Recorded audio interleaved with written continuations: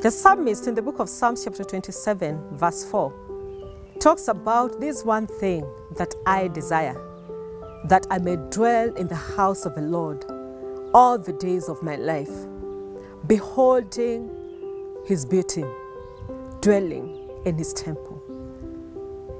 What a beauty to abide in the presence of God. What a beauty to be able to shut off everything else and just to focus on him and stay in him. And such is the kind of focus that I see with the woman that had the issue of blood. The Bible narrates this story, and I know most of us who are listening to me might be well versed in the story. How this woman had moved on from doctor to doctor for 12 years.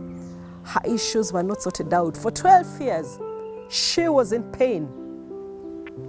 And this one day, she decided that she was going to push against the crowd. Nothing else mattered to her. It was such a desperation for her, focusing on just touching the master, focusing on touching the hem of his garment. She was facing a risk because, as we know in the tradition of the day, she was unclean. She was not supposed to be mingling with the crowds. Possibly she had to disguise herself because people knew her. People knew her as a woman who was going through situations. People knew her as a woman who was going through circumstances. Most probably people even had a nickname for her.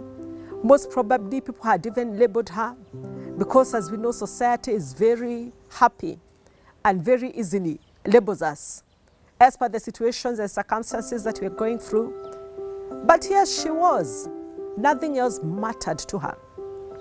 It was such a desperation for her, but a desperation that birthed a divine encounter.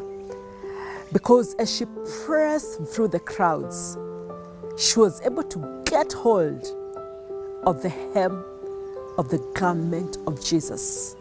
And immediately, Jesus knew that virtue had flown out of him. And instantly, she was healed. Are you desperate enough for the Master? Are you desperate enough to shut off everything, regardless of what risk it may pose for you, or regardless of what people may say? Risk for you might what people might say about you. Risk for you might be some relationships getting broken, but Christ is worth it all. Focus on him. Hold on to him as if nothing else matters. For it is truly in Christ that we live, we move, and we have our being. And in Christ, rooted firmly in him, he is our true source of hope. Every other ground is sinking sand, but on Christ, the solid rock, must we stand.